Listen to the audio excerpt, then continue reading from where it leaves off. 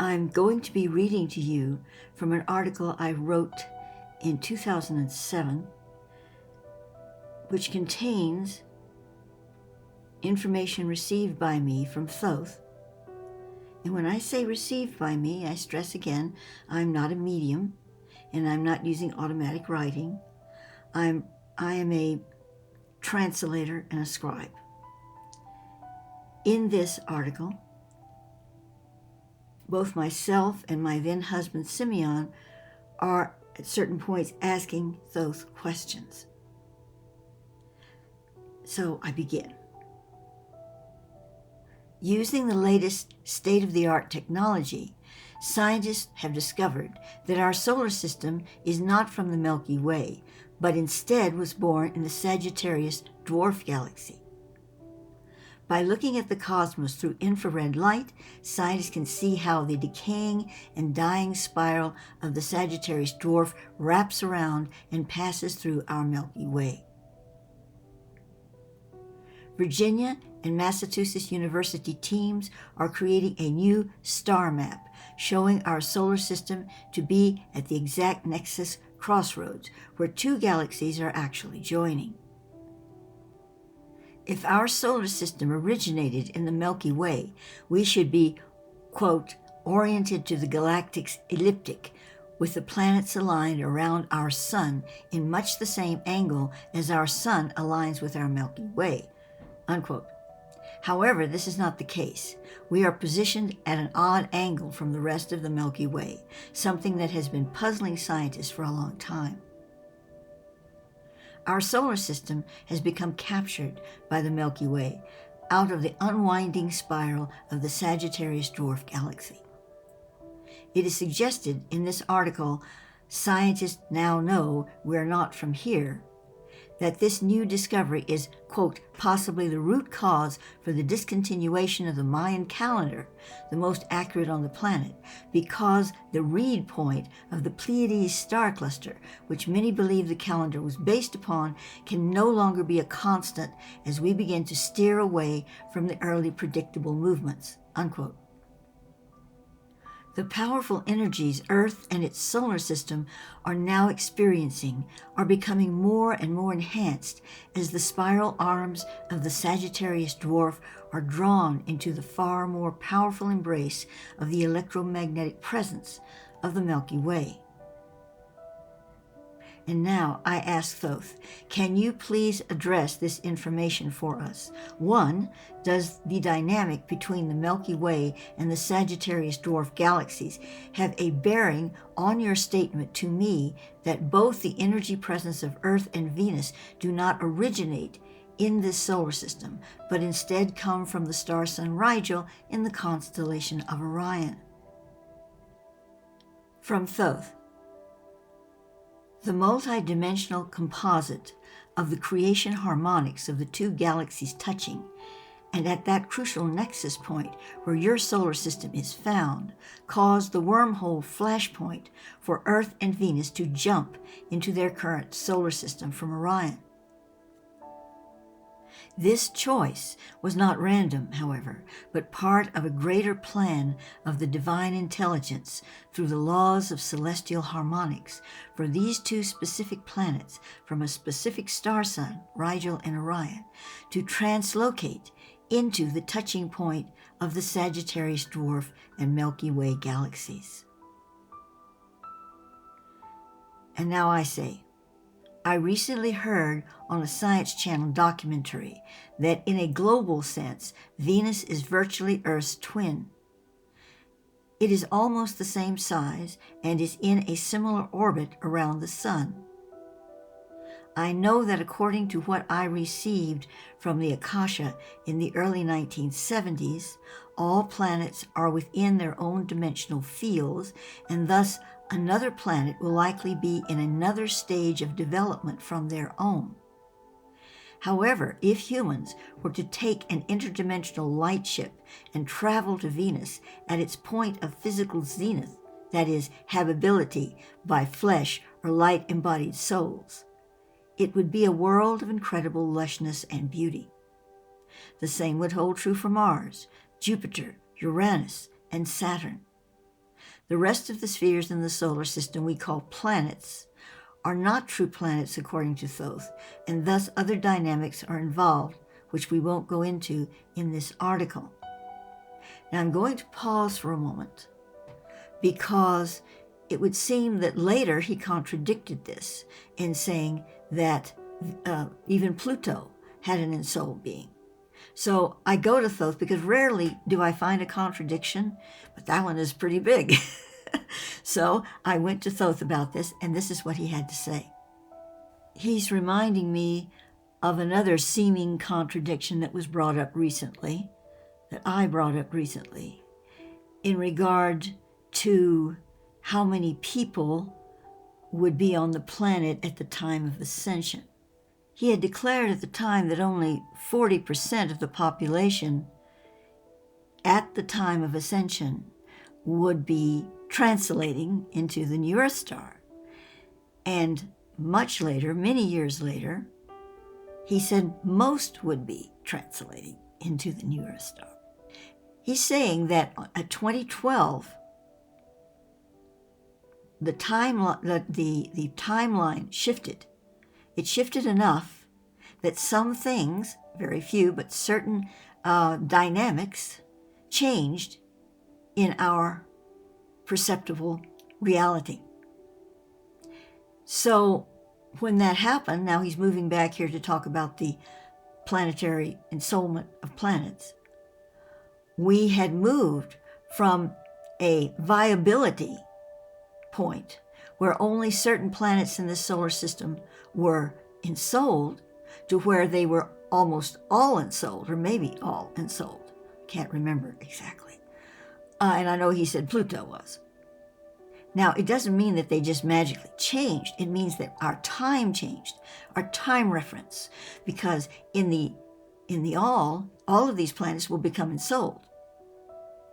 So what happened was we shifted our timeline. Now, why wouldn't scientists notice this? Well, not about the ensouled planets, but about other things about these planets, because all of the consciousness has shifted as well. See, that's the thing. When we shift these consciousness frames, and we've done it in the past, but I don't know that any of them have been quite as big as the 2012 one. We don't know we've done it because it all lines up. Even the history books line up, everything. It's kind of scary. But this is what he's told me repeatedly through the years. So now he's saying, okay, these two seemingly contradictions are no longer contradictions.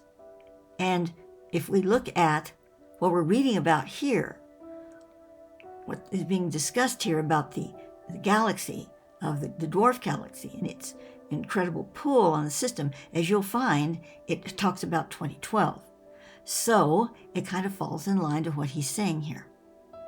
So you've probably heard of the Mandela effect. I won't go into describing it here. You can Google it. But this relates to that sort of thing, where little bits and pieces of memory do shift, and we remember something differently from what everybody else seems to remember it. There are all kinds of little interplays that go along with this whole principle of time shift. In the original transmission in 2007 from Thoth, he hints at more to be revealed about this particular planetary ensoulment.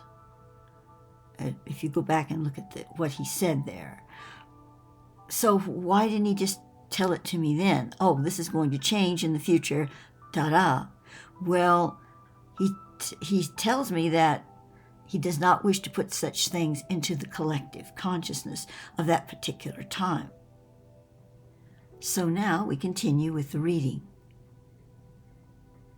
My next question to Thoth: is the reverse spin of Venus significant in regard to Venus's role as a guardian to Earth?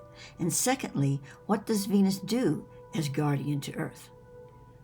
Thoth's reply: the reverse spin of Venus creates an opposite dimensional pull on Earth that helps to balance it on the hypermagnetic ridge. This allows Earth to receive the full presence of the celestial harmonics intended through the hypermagnetic node upon which its solar system is positioned. Earth is so chosen in this respect as a quickening cell, like in the flesh body. The flesh bodies of all living things have quickening cells that keep higher light codes flowing through the whole system, quickening the other cells of the system body to respond, harmonizing, and keep healthy. When these quickening cells become less active due to various imbalances in the environment in which the body exists, disease results. Of course, that's not the only reason for disease, because we sometimes are the ones that get out of balance with the environment, but he's addressing one particular aspect of this. Thus, Venus is present to keep Earth in a quickening state by creating certain pulls upon it, correctional triggers, so to speak. At its zenith point dimensionally, Venus is also a threshold, a pathway of higher light functions to enter into Earth.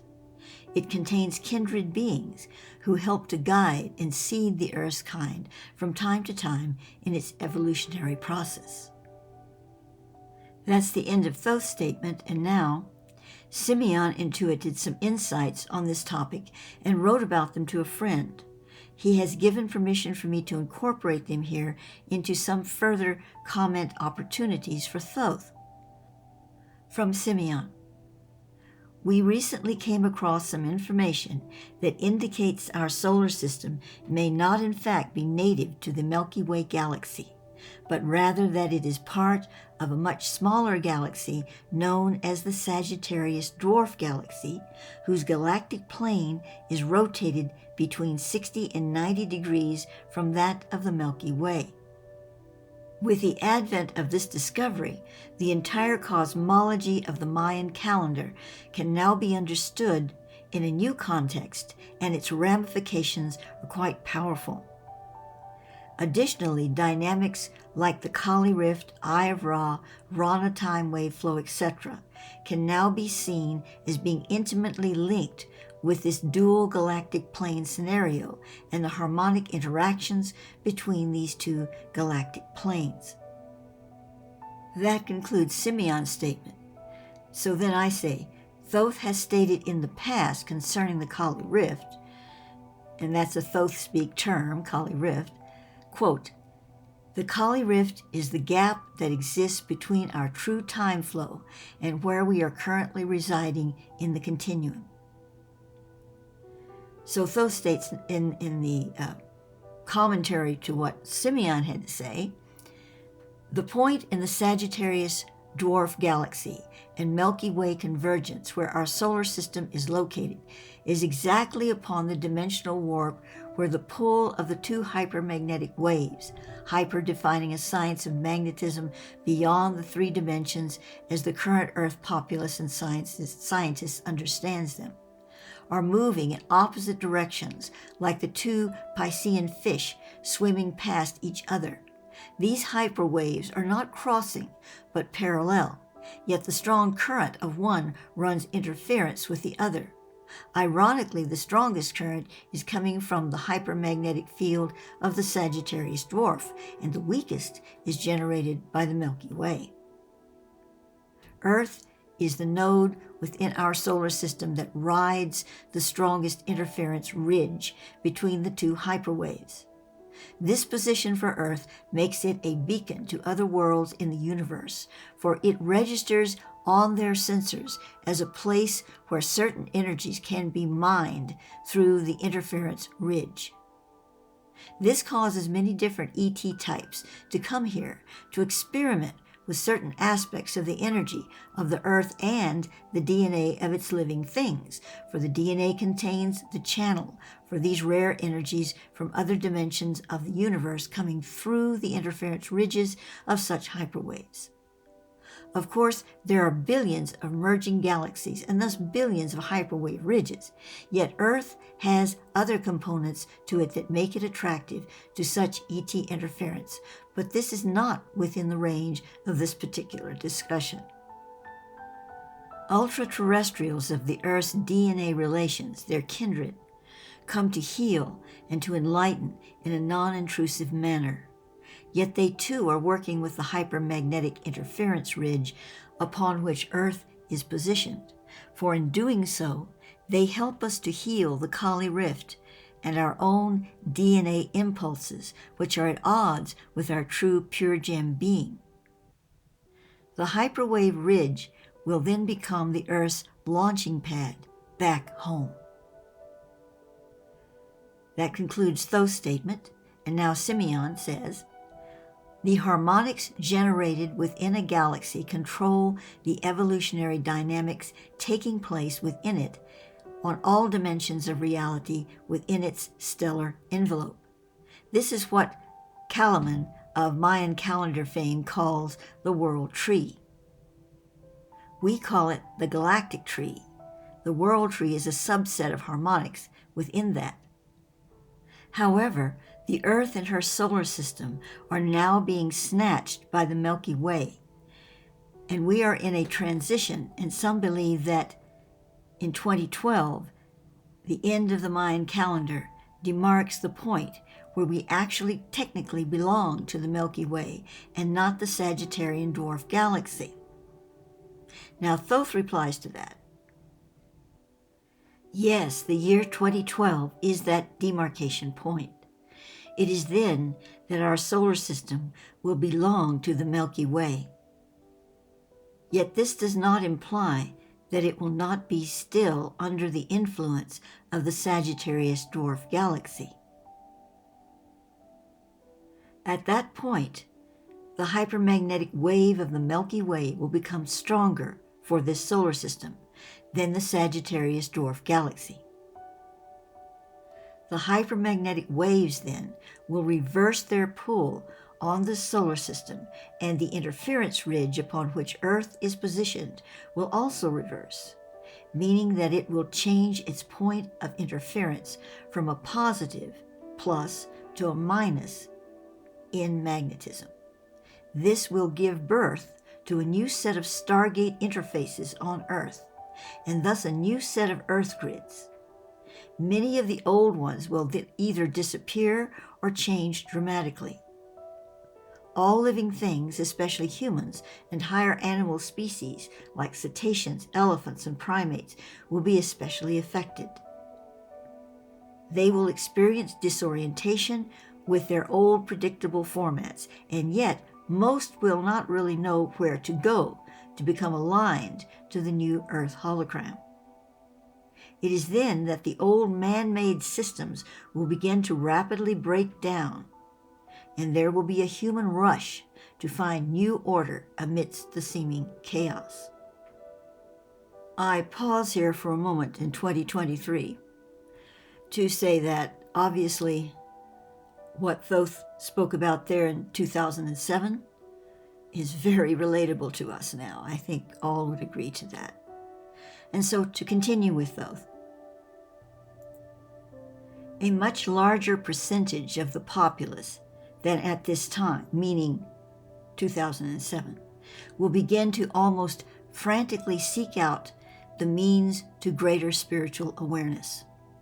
They will come knocking at the door, the many doors, some paths less viable than others.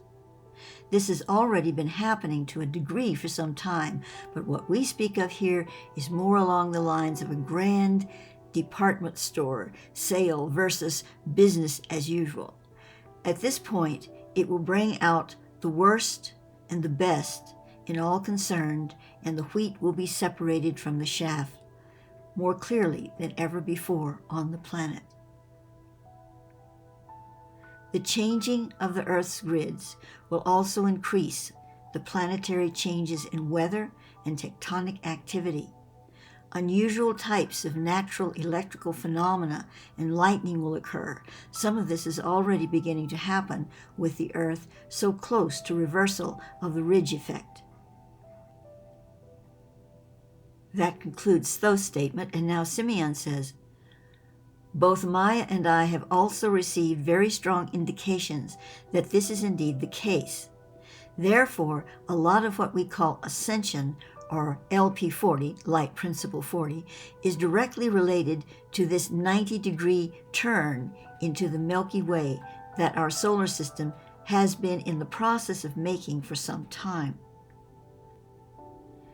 It was shown to me that the L shift that had been revealed via Maia and Thoth much earlier is in fact the shift in consciousness necessary to make the roughly 90-degree turn or realignment to the harmonics containing the evolutionary programs of light for the Milky Way galaxy. So the Rana, Kali Rift, and Eye of Ra are high-level energetics that are relative to the massive forces that are playing out between these two galactic magnetic fields, as one being consumed, assimilated, and reoriented by the other. This creates an energetic magnetic tearing in places that in turn directly affects the parameters of consciousness operating on either side of that tear or dissonance zone. Now Thoth states, Simeon is correct here. All galaxies contain black holes in various stages. These black holes are all moving through the Eye of Ra, all of them in this dimension of the universe. Thus, all the many billions of galaxies that are merging are, in a sense, sharing the experience via their connection through the Eye of Ra. It follows then that not only the solar systems in the Milky Way and the Sagittarius Dwarf Galaxies are tearing or predisposed to such tearing via the consciousness directives of the collective souls within their hypermagnetic and magnetic fields they create. But this is true also of these other billions of merging galaxies in this dimensional aspect of the universe, all sharing on various levels the cosmic moment. And now from Simeon again.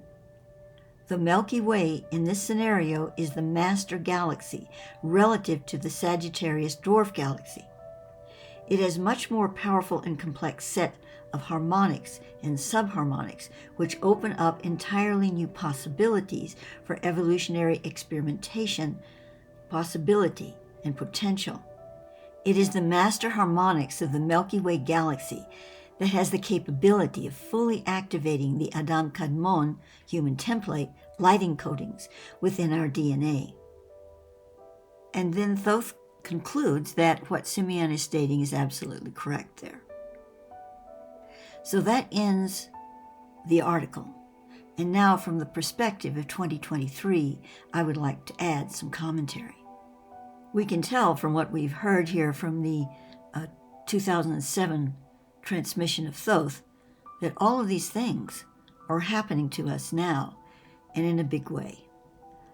And there's more to come. But as dark as that picture seems to be painted, we have to understand what he's really saying here, and that is everyone will be knocking on the door. Well, maybe not everyone, but many, many people that were not knocking on the door in 2007 or even in 2012. It took a process of time and a gradual implementation of these codes and frequencies coming from the actual Milky Way, more enlightened dynamic, to enter into that field. But it is happening. And now it is happening even in a greater rush to become the new dynamic of our consciousness. And this means that all the old stuff of what Thoth calls the old guard of the planet, those who have suppressed and guided us into corners, into box canyons for so many years, all of that is having to disappear, but not in a poof of magical smoke. We wish, but that's not the way it works. It has to break down. It has to come to the surface. And it's going to be struggling. It is struggling to reclaim its hold on our consciousness, but that is not going to happen, at least for those of us who are preparing, desire, have a passion, and are taking action to move into the world system 2 universal dynamic. And that dynamic will eventually take us out of the Milky Way entirely and into the or back into, you might say, the blue star dynamic. However, it's a new dynamic. It's not the old blue star dynamic of Rigel. It's a new dynamic.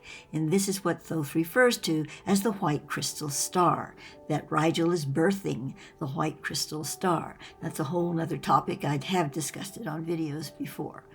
But suffice to say, right now, in our everyday lives, as we live this unique, challenging, and yet magical time on the planet, we are in the end days of an old formula of cycles of darkness and awareness, breakdown and building up, breakdown and building up.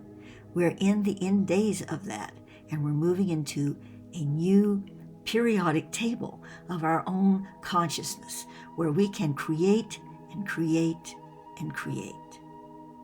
And as Thoth would say, and so it is.